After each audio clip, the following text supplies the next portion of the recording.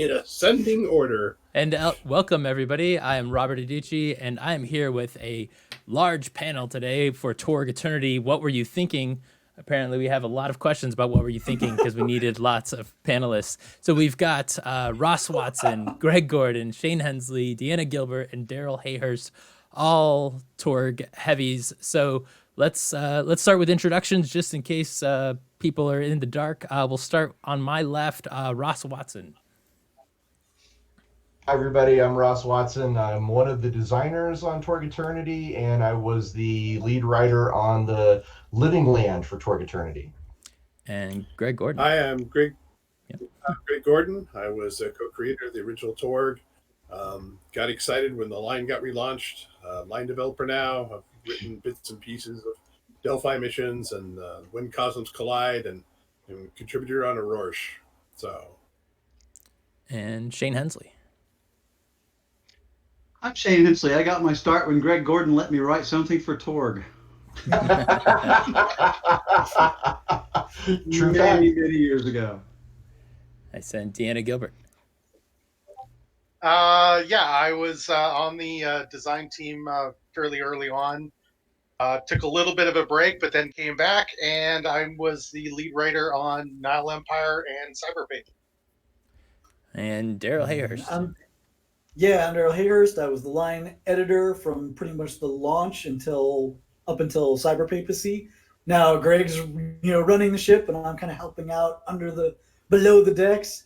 And what I think will be most relevant to people on this panel is when Shane was doing the redesign for Torg Eternity and laying down that groundwork, I was one of the people that was there in the room, so I got a few juicy questions to ask. It's not more about your questions, but we've got a couple just in case. So definitely. So for those of you in the chat, welcome. And yeah, just like Darrell just said, if you have questions, you want to know why things are the way they are in Torg Eternity, go ahead and throw them in the chat, and I will be sure to shout them out. So while we wait for some people to get some questions in there, let's just start with one of your questions, Darrell. What do you want to ask Shane about? And actually this is going to be a general one, because there's a couple of people that I think had their fingerprints on this one. But one of the things that I think would be very interesting to talk about is Pan Pacifica. Like, the new Pan Pacifica is very, very different from the original. And I kind of wanted to know, what was the thinking, but what were you thinking when you shifted that all around? And also, where did some of the elements come from for the new direction and so on? Oh, you're muted, Shane. I think Ross is probably the best guy to answer that. Right? Yeah, because I just remember going like, wow, that's an awesome idea. Let's go with that. So, yeah, the story of Pan Pacifica is kind of complex. I'll try to break it down as quick as I can, but I was not a big fan of trying to thing with the old Torg version of this setting. So some friends of mine and I, we had a game that we were playing, which was Savage Worlds Torg at the time in Austin, Texas. And the GM there was like, hey, I think I have a cool way to do this region. And he kind of introduced the idea of kaiju and giant robots, and was kind of building it off of the old the movie Pacific Rim. And he said, I think we should call this region Pan Pacifica, because that's, it's kind of what it is. And I was like, oh, that's a great name. And the idea of the giant robots and the kaiju kind of went by the wayside over time. But the concept of an update to this region while keeping some of the really cool flavor, that was a lot of design work that was kind of collaborative with the team. We talked about some really neat ways to expand on it. I think some of my contributions were like Reiko, and I know Shane was like, it should be like Resident Evil, and I'm like, yes, that's a great idea.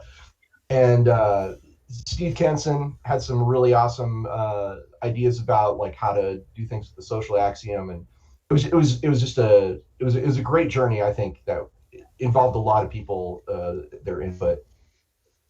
So I have a question for Greg, actually. Greg, the original how heavily was it influenced by Black Rain, the Michael Douglas movie from the 80s? Ooh. Mm.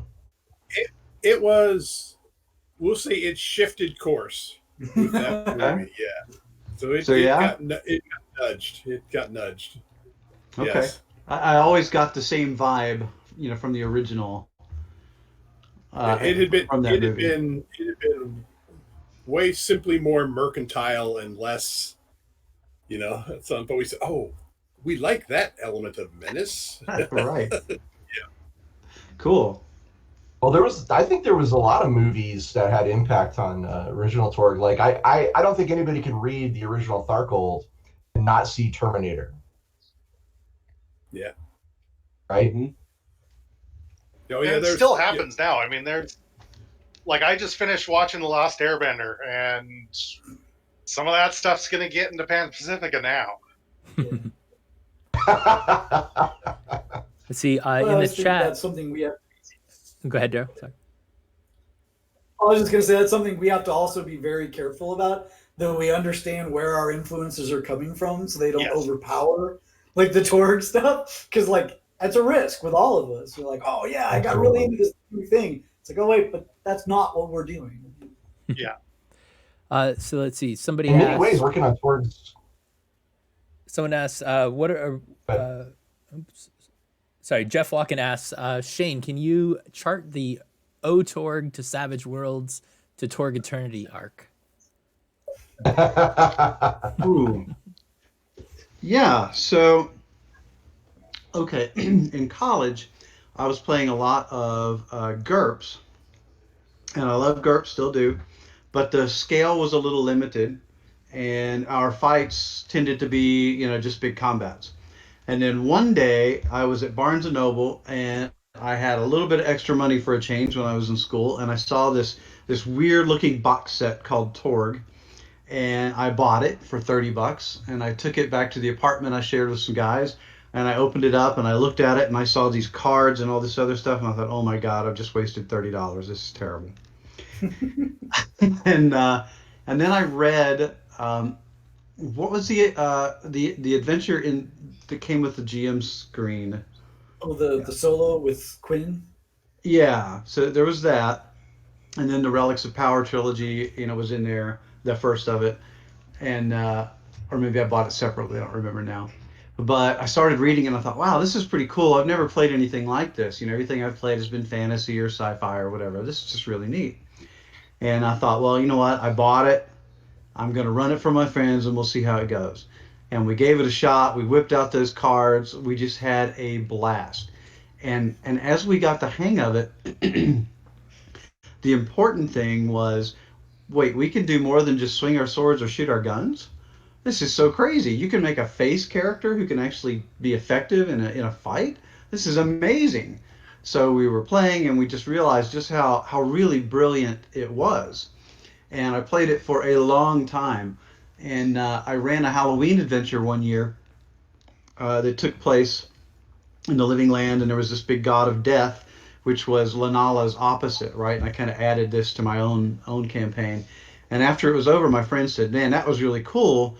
You should send it in," because West End Games was actually taking submissions at the time, which is rare these days, but West End was pretty good about that.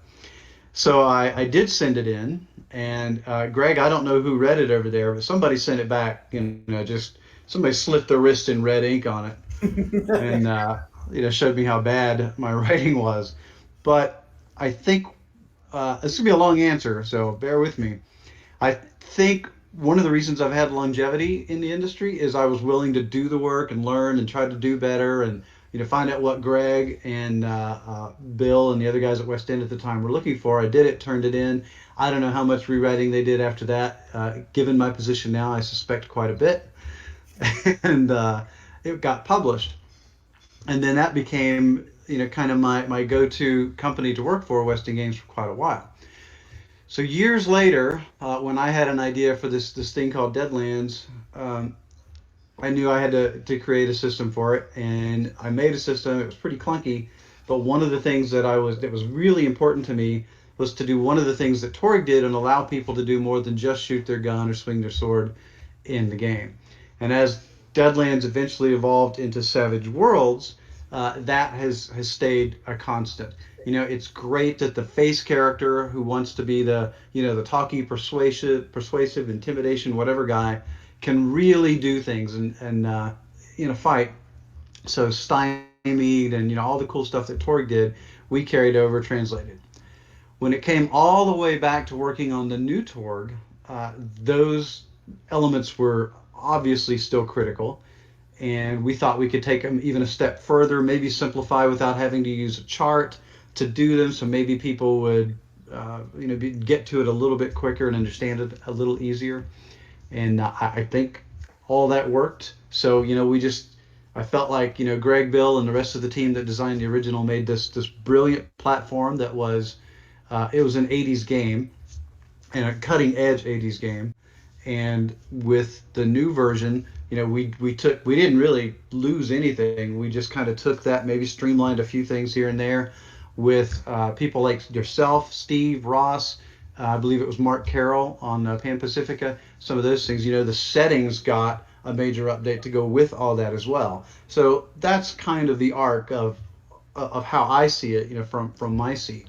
So really, it's just it was a brilliant game when it launched, and it took a lot of us who were D20 GURPS whatever heads a while to catch on to it. But once we did, there really was no turning back.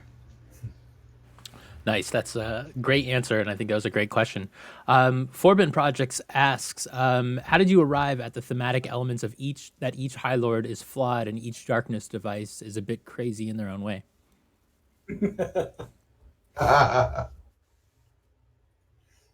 So I'll start on that. So when we're putting everything together, right? There's got to be a reason for everything that we do. Like if we're keeping a piece, or changing it, why? What's it adding to the story? What's it contributing to the gameplay? And if we got 7 High Lords, why do we have 7? Why not 6? They've all got to be different, not just in how you would fight them, but what they're bringing to the story, what they're bringing to the table. And so some of their flaws relate to that, so that they're in many ways the personification of their cosm. So they're going to be representative of that. Yeah, Darrell makes a great point. Early on, I think we were questioning just about everything. We were questioning, like, why do we use D20? Why do we have this many invading cosms? Why not add one more? Why not take one out? And a lot of those discussions bore some very strong creative fruit. And as I kind of got lucky, I got to sort of really create the first High Lord, which was Barrett Kaw for Eternity. And through discussions with Deanna and Shane and Darrell and all these guys, we all agreed that Barrett Kaw should be a very individual High Lord. He's a very personal guy. He takes he does things in a personal way. If you mess around in the Living Land, Barrett Kaw himself could just show up because he is that personally invested. He just doesn't run things from on high. And once we kind of got that idea down that these High Lords have very individual approaches to how they rule and how they want to achieve their goals, that's what led to the ideas of well, then what's their flaw? What's the weak point? And this also led to redesigning some of the darkness devices and things to work with that. Like with Barrett Kaw, if he's going to take a personal hand in things, his darkness device should be something that he can take with him. And that was something that we did, to change how that worked. Nice. Rystar says, I think the new cards are great work. What was the process like of creating the new cards? It was a lot of playtesting. I remember the big. Go ahead, Greg. Sir, go ahead. No, you go ahead. Yeah. Well, I remember the first. Sorry, I'll go first.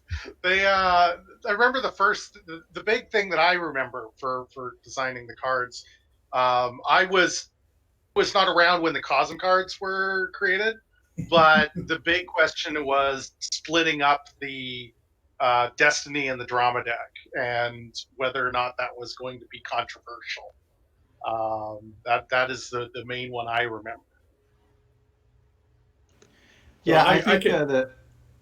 Go ahead, Greg. I can tell you one of the things that made me happy because our original design, we had 2 decks. It was a production issue that forced us to produce 1 deck. So I thought, yes, putting out the functionality, yes, because the whole drove me crazy. The whole term, the card hoarding thing. This card the GM shall never see, and totally unintended with the fact that West End could not afford to produce the number of cards that we had in the original design. So it all got shoehorned into the single deck. So when he split it out to 2, I was so happy. So from our end on Torg Eternity, we knew we had to have art on the cards, and since Marcus, the president of Ulysses, was fully committed to making all of the cosms and doing them right, we knew we'd be able to use that art for a long time here and there throughout the product. So we were able to really invest in it. I think most of the art is just fantastic, and it really adds a lot to the immersion of Torg now because I remember when I used to run it, describing some of the critters, especially in the living land, could get a little, it was all up to me, right? But now people are seeing the cards constantly. They get the mood, they get what the living land looks like, what the cyber papacy looks like, what a hologram of Moreau looks like. Not just me as the GM looking in the book where the art is, right? But it's on the cards in front of them, and that dictated 2 decks from our point of view. Oh yeah. And also, like, I remember distinctly, like, one of the biggest barriers, to starting play was understanding the cards. Like, it's not that hard, and yet, like, it kind of was that hard, at least that first day. You're like, which side do I use? What? So, like, anything that we could do to split that back up was going to be a good thing, and the art made it a no-brainer. And one of my first projects when I came on was getting the mixture of the 2 decks down. So, like, wait, like, the way these cards repeat, we can get it in 40 cards on this, and it covers exactly the same ratio of items, and that's going to save us this, and then that gives us this many cards to play with for Destiny, and we can add some here and do stuff. And then the Cosm cards, which everyone talk about. So when they did the expanded version of Torg, they added a couple of cards, and that was in my list of cards to convert. And one of them was the Will of Lunala. And I was like, this is a really cool card, but it would be stupid for it to show up in the cyber papacy. Like, how are we going to handle this? And so, like, I bring this up to Shane, and I'm like, like, this shouldn't belong, but I don't want to get rid of it because it's cool and thematic. And Shane, as Shane does, like, goes, huh. And he, like, kind of closes his door, and I just hear him laughing in his office for, like, the next 4 hours. And I'm like, what is going on in there? And we're going to, like, do a play test that night. And then the printer comes running off, and he's like, let's try these, And we tried them, and that was the first Cosm cards. And they were really fun and very thematic. And we're like, cool, there's something here. But then it came down to, like, this discussion of, like, we've already got, like, 120 cards, all with unique art that Marcus, has graciously agreed to front to make this product work. And we're about to ask for, like, 80 more. Like, is this going to happen? Like, So it was a fun day at the office. Very fun day. Cosm cards are one of the best things about Torg Eternity. It's literally one of my favorite things. And I remember a playtest with Shane and Darrell that cemented them forever as one of my favorite mechanics, because in the very first encounter in the Cyber Papacy, we just started throwing Cosm cards, and we threw every single Cosm card that we had at this first encounter. And Darrell's like over there going, well, I guess this is happening. it became amazing. Cosm cards are just, it's brilliant, absolutely brilliant. A quick side note. Sorry, a quick side note. One of the reasons I remember pushing for the Cosm cards was the law of decay. So in the living land, stuff falls apart, and it was a real hassle to think, okay, well, everybody check your equipment, or trying to figure out some mechanics to emphasize that really cool aspect of the environment. So somewhere in the discussions and the brainstorming and playtesting, we thought, well, let's put that on the player, right? And once you have a card that says, "Yo, I'm going to lose a piece of equipment, but I get something for it," right? Then it became this. That became a mechanic we could use throughout all the different cosms. Puts agency into players' hands and helps them screw themselves narratively, for something they get back mechanically that tells a cool story for everybody. And Nice. it also forces the GM to give you possibilities, which we always knew. Like, this is the economy. If you're not getting possibilities, it breaks down. Here's a lever that the players can use. Like, gimme, gimme, gimme, gimme. I need. And there was a follow-on to that in the chat room that I'll very briefly talk about. They asked, related to the cards, dramatic tests, and the old one went from 7 rounds to 5. And in part, that was, even though the card ratio was the same, in part it's that, I mean, if you haven't done it in 5 rounds, you're not going to do it. You've got this massive action pool that's building up. Playtesting told us 7's too long. Like, we could make it harder and longer, but the 5 just felt right when we played. Let's see. Cthulhu and Leather asks, do you feel Otorg would have been more popular if it hadn't come at the same time as and being compared to Rifts? I will say no. Torg was the first game I worked on where its popularity in North America was one thing and its popularity globally was another thing. It was easily the most recognized game I did, in Japan, in France, in Germany. So by the time I left the company, it was a roughly 50-50 split between North America and the rest of the world. So, and at that point, it was, second behind Star Wars for West End, and since they own the property, is considerably more profitable for them. So I think it was, I had stumbled upon to a more global game, which Rifts, didn't do. So I think it was about the right mix for the time, because I didn't feel, and West End didn't really feel that Rifts was a competitor. It was a cousin game. There was nothing. There's nothing we wanted to do that was Rifts like. I'm pretty sure there's nothing that Rifts wanted to do that was Torg like. We were sort of two members of the ecosystem, just sort of gobbling up everything that was in our environment, but we happened to exist in different enough environments that there wasn't a lot of competition. Mm-hmm. And similarly, so how did you take basically like the things that the original Torg fans love, and use that consideration to put it into Eternity or to not put it into Eternity? Well, and part of the question is, did we realize how much people love this and like, oh my God, we're touching this beloved thing? I know I do. I know Shane knew. I did know, and that was probably the most difficult starting point for the whole project. Was there were a lot of opinions about, well, we should get rid of the D20. We should go diceless. We should do D6s. We should do all these different approaches. And as a real fan of the game, I stuck to my guns on that one. That's probably the one thing that I'll that I withstood some pressure, and I'm glad that I did. Maybe others think otherwise, but I don't. But I felt like keeping the chart and the D20 was critical to the success of the new game. It's what I wanted to play.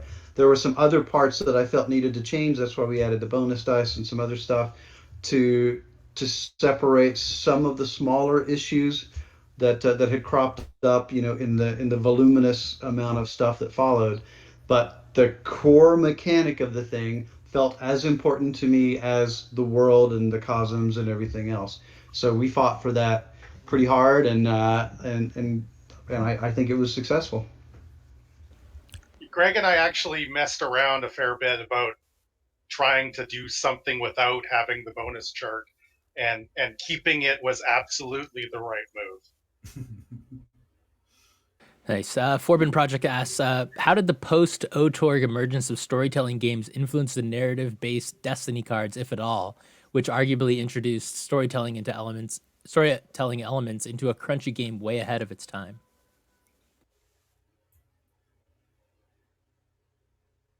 Yeah, I mean, I think Torg was there first. Like, we were mostly just doing the original cards.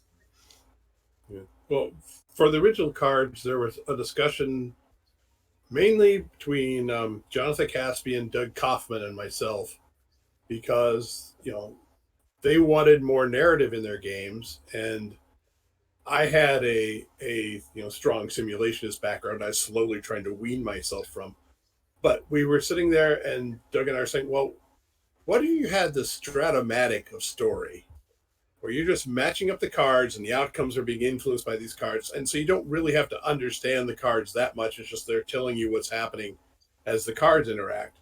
And so that was sort of our basis originally, because we wanted a way that if you came from the last game you'd played, you kicked down the door, killed the monster, and took its stuff, you would still have all the tools you needed to go play a more narrative game. So this was our transition. So the cards are very definitely leaning to, if you've played an old school percentile or D20 game, but were interested in more story, you could go do it. So Oop, we lost Ross. It's gonna mess up when screens up. So hopefully he'll come right back in. Back, all right. Nice. Yay! Technology. Like B Wolf Dude asks, why the change in possibilities? Personally, I love it, though my players hoard them now. Well, I'll jump in on this one, and others will say too. That was exactly why in the old way you had to hoard them. If they were your XPs, you wouldn't spend them, and the game's more fun if you spend possibilities. So anything we could do to allow you to spend them, we're gonna do. That was definitely. I want to say something that I was one of the very. Yeah, I think Deanna and I were both like, no. Don't do yeah. that. It was almost immediate. They were like right off the top. And I don't think there was really that much discussion about not doing it that way. No, there As I was. recall. It was pretty good consensus on that. But actually, what Daryl said is exactly it. I think Greg and the original designers showed us how fun it was to give players a little bit of agency. And now when I play games that don't have bennies or possibilities or fate points or something like that, drives me crazy, right? Because it's not just about surviving the big hit or killing the big bad. A lot of times players just take pride in, I'm going to pick the lock on this trunk because by God, I said I'm going to, and I'm a thief and that's what I do. And they'll spend, 5 possibilities or 5 bennies or 2 possibilities or whatever to do it. And it's important to them, and it gives them some narrative control back in the game. It's not guaranteed, and that's what's great about it, but it gives them that chance rather than the GM just deciding everything, which I think is some of the bad stuff about the purely narrative games, right? Where the truly vocal player gets all the attention and can talk the GM into anything, etc. Benny's possibilities, etc. give you that. It's a chance to make that happen without having to overwhelm everybody to make it happen. And it's not guaranteed. Yeah. So Frank Milner asks, why the loss of group powers from Eternity Shards? I assume it has to do with the loss of keeping Eternity Shards, which I assume was due to the new possibility economy.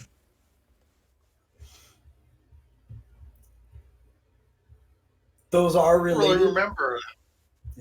Yeah. Go ahead. Go ahead. I was going to say, so the thing with Eternity Shards is we wanted them to all be kind of unique and different. And, and also we wanted to make sure you got them. So if they were too powerful and too overwhelming, you would get it, and then everything kind of breaks down. But if they're not powerful enough, then it's like, well, what's the big deal? Why'd we go for this thing? So we wanted to get them in your hands, use them, do a thing with them, and keep it kind of simple. So the nice thing is someone who's using it gets to do these things with it rather than a kind of meta thing that affects the group. And then get rid of them at the end. Like, all right, hand them in and we'll move on to the next shard. That was our thinking. Part of the thinking. Like, I'll let other people expand. Nope, that's it. So there's no questions right now in the chat. So if you've got more questions, go ahead and throw them in there. I've got one. Yeah, I've got one. So, because one of the things that made me decide I really wanted to jump back into Torg Eternity was Ross Watson's work on the Living Land. And okay, Law of Wonders. What made you decide to make that break break from the living land to put that into the new version? Well, there was always this connection between the living land and the land below. And land below had this really cool wonders. And I was like, oh, maybe take that and put that in the living land. But the really what happened is I was thinking about a show I loved as a kid, which was The Land of the Lost. And in Land of the Lost, they run across weird stuff all the time. They find like this like control center from futuristic technology, or it's something that may look like magic, sufficiently advanced technology or whatever it is. And that always stuck with me, was the idea of like, hey, a lost world where you also find weird high tech or magic things. And looking at the living land through that lens, I was like, that Law of Wonders would work great here if we tweak it a little bit. And from a gameplay point of view, it gave you a reason to go into the living land. That was the big one, right? Yeah, I mean, the GM could force you into there, for a mission to rescue people, whatever. But players weren't really keen on it because everything fell apart. There's big dinosaurs everywhere. But now you've got loot, yeah. And wow, if you haven't watched Land of the Lost, I mean, for a goofy kids show, there's some brilliant stuff underneath the hood in this show. Yeah, it's a goofy kids show with writers like Larry Niven, Exactly. Yeah. See, Jeff asked. I got one in this. Oh, go ahead. Yeah. Well, so this was a question we kind of skipped over, and I was gonna ask this one mostly because I know it's gonna trigger a rant from Shane, but it's, I think, a very entertaining rant. And the question is, why did you kill off Skippy? And I was going to throw in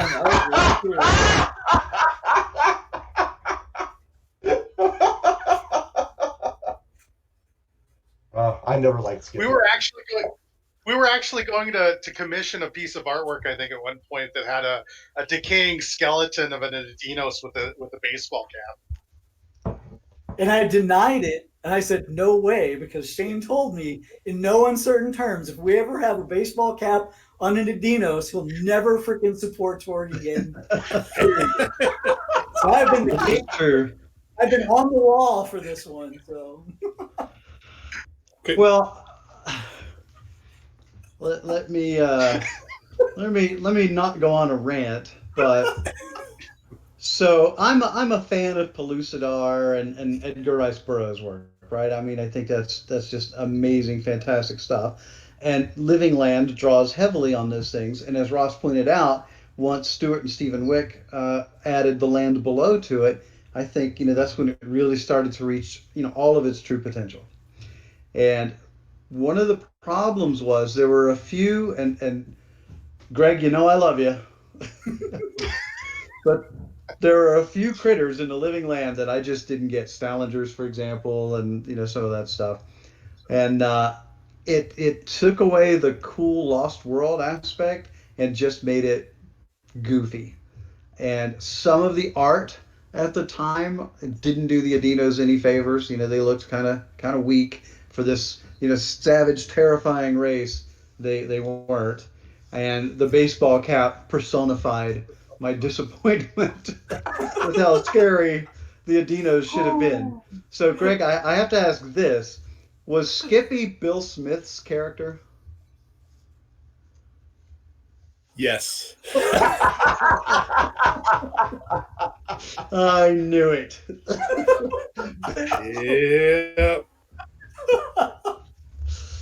Well, I tell you what, if nothing else comes out of this this online group here, I've now found out my suspicions were correct both about Skippy and the origins of Nippon Tech. So I'm happy. Mystery solved. Nice. Jeff asks, can you talk about the change in PC advancement process?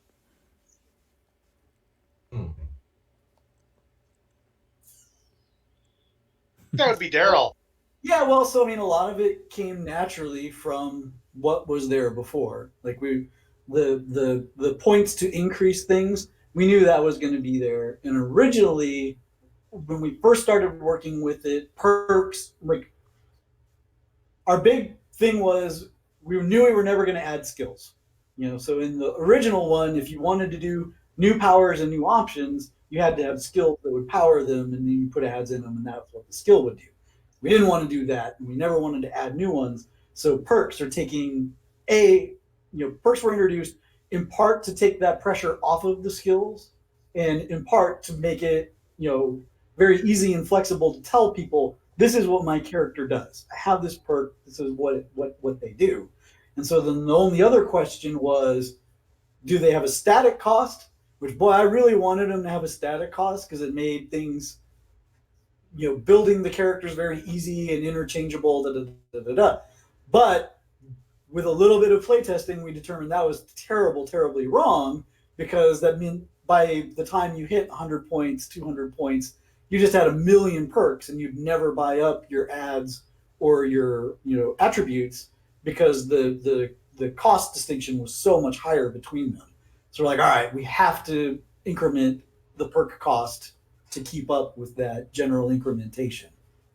And then the clearance levels were in part, we were talking about prerequisites on some of the perks, and where you hit gap points and limits and things like that. And we decided that by introducing this notion of clearance levels, we never really wanted it to be so hard that it would be like levels, or a mandate of any kind, but just a general feel like, oh, like this kind of game happens between 0 to 50 points, and then you get stronger. You should graduate in some way. Like you should have a feeling of accomplishment and maybe new options when you move into that second layer of the game. And the rest of it came from that, like figuring out where those breakpoints are, what we want to introduce, at each of those levels of gameplay. And that also gives us some manipulation where, as the game ages and we find like, oh man, this was too easy. Like, okay, well, once you hit a beta clearance gameplay style, introduce these elements and tie them to that beta clearance and move forward with it, and you can just keep going and with fewer issues. JF Cook asks, will there ever be a reveal of what the Torg would actually be? I always thought it was that the Void intends to create an avatar and intends to create one via a High Lord that can collect a massive amount of possibility energy needed, at which point he could finally succeed in destroying Aperos. Funny you should ask that. Wait, Yes. didn't you guys hire George R.R. Martin to do that right after he finishes his next book? And you do now. Yes. Yeah, we'll do that eventually, but not yet. Right. Coming soon. All I right. think I don't think it's terribly spoilerish to say, not every High Lord is the same Torg. Yeah. So And also, what the Torg? The game's called Torg, so we got to have a Torg at some point, right? Yes. Like, that'd be like having a game called Gun and there's no gun in it. Come on. Let's see. Yes. Forbidden Project asks. Chekhov's revised law. Yeah, there you go. I was just saying, Chekhov's revised law. If you introduce a concept 30 years ago, you eventually have to explain what it does. Wow. So Greg, so you Torg was the name. So all throughout the original Torg, did you ever have an idea of it being anything in the game, or did that only come with Eternity? Oh no, it's a well-known story that we couldn't agree on the game between marketing, the president of the company, and the staff. We couldn't come up with a game that everybody liked. Mm-hmm. So it just stayed Torg, which was its acronym at the time. And then I found Torg Island, which was a place off of Norway where the gods supposedly held their final battles in the Norwegian version of Ragnarok, and the winner became Torg. Well, then, thank you, Oh, I didn't know history. that. Yeah, so now we know. Now we know what they're doing. So it was something. So we had to know way back in our memory. We knew that possibly raiders did this sort of thing, and had a story about it already. So conveniently, I said, "Okay, thank you, history, for saving my bacon. Torg it is." Hey, Greg, what were some of the other names that were tossed around? Oh, see, you have my problem is I have selective Alzheimer's at this point. There's many parts I forget because we had just some that were just like, why do I care? I mean, well, we had uh, some became other phrases: the possibility wars, the near now, still Earth war, and it just kept evolving. It just kept the longer we went, the worse the names got. How about we didn't get to on Skippy's story, but we probably would have if we'd got another 2 weeks. So yeah. I want You want, what was that, Daryl? on Goss for Wings. I'll pitch that. Gray March says, somebody posted a hashtag justice for Skippy. And then Gray March says, see, I asked Robert, and Robert thought I was trolling about the Skippy thing. I'll be honest, I'm coming to Torg pretty newly, so I didn't know the whole Skippy story. Otherwise, I definitely would have asked that because that was a great answer. Yeah, I'm trolling on Skippy because I don't know, it amuses me. As long as it's not in the game, I think it's hilarious. And Jeff says, watching all of you enjoy this conversation makes me love this game even more. You folks really seem to love what you're doing. Let's see. No secret there. Forbin Project asks, when you recalibrated the axioms, how painful or not was that to do? Did it throw up any metaphysical questions that you needed to iron out? So I was one of yeah, that was I handled that part. It actually wasn't that difficult. The main problem was that there were a fair bit of gaps in some of the the axioms that didn't have anything, and we wanted to fill everything in.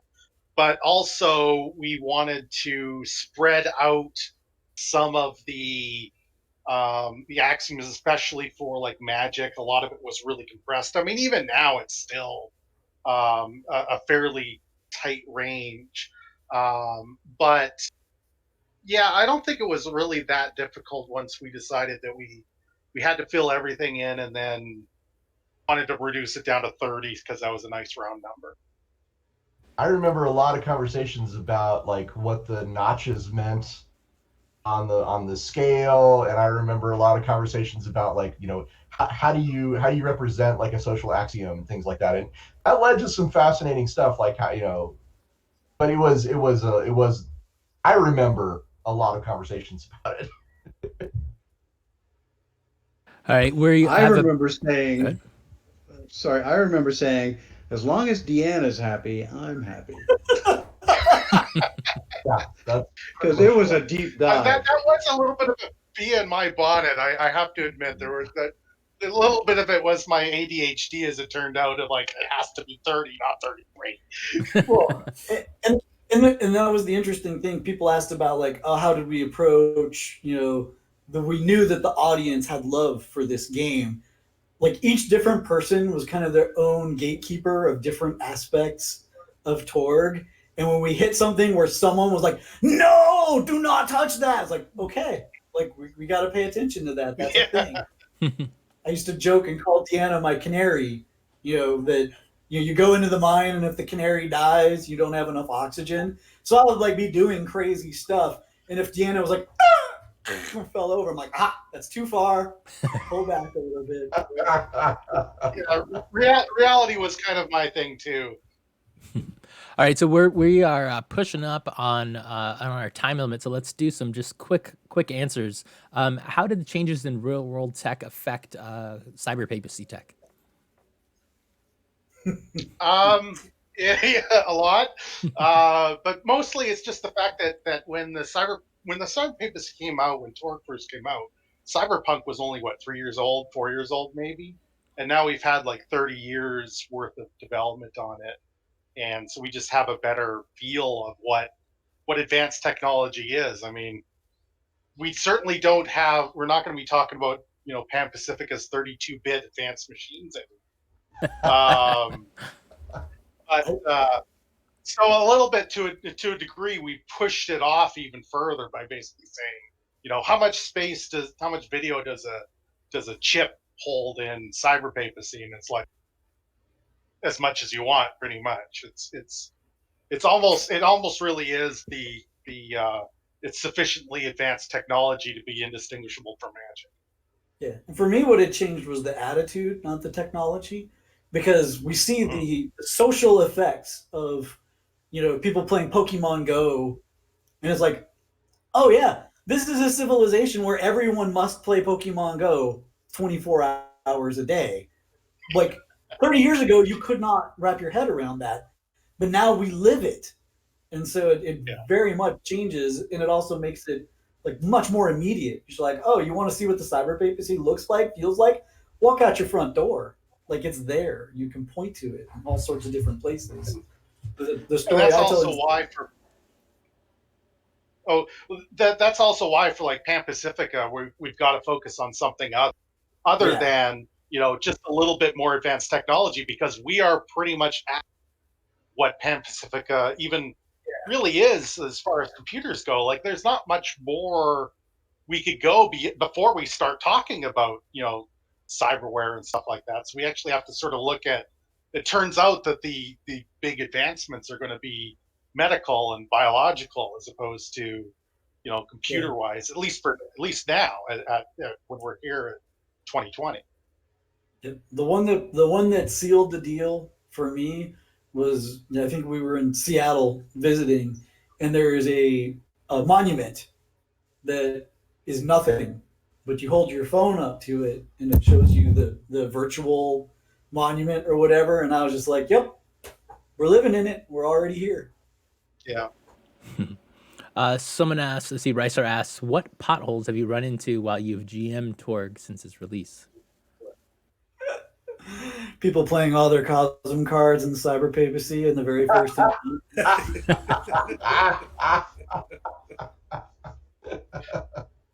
No lie. That was a great game. We had to adjust the mixture slightly so that didn't happen all the time. I've run a lot of virtual store demos, and I'd say the biggest transition is even today getting D&D players to understand that once you decide it's time to win, you will. And the players have to decide that, not the GM. But once they do, they win. And once they grok that, they have a great time. But until that point, they're kind of looking at the GM to solve the how can I? You can probably do whatever you want. Just throw enough cards at it. So that is still an issue I'm getting when I'm getting into people who haven't played Torg before. We have a sneaky amount of player agency for a game that's supposed to be classic. Nice. Well, we're about running out of time here, so thank you everybody for coming to this panel. Thanks for everybody in the chat for asking questions. Thanks to Ross, Greg, Shane, Deanna, and Daryl for really telling us what you were thinking when you designed different aspects of Torg Eternity. We were thinking what? Yeah, that's what I was gonna say. I was thinking how lucky I am really to get to work on Torg again. There you go. So the next panel is at 7 o'clock in about 10 minutes is Aventuria, the basics of deck customization with Eric. Tomorrow we have, then at 8 o'clock we've got Breaking into the Industry, a general panel with Daryl, Deanna, Greg, and Brian. And then tomorrow we've got the last Torg panel, which will be Torg Eternity novels with Richard Baker. And then finally the Fading Suns with Bill Bridges and crew at 1 tomorrow. So everybody stay tuned. We'll be back with Aventuria. And thank you again, everybody, all the panelists for joining us today. Thanks everyone for showing up and paying attention to us. We love you. I have one thing to say to Shane after we're off air. All right.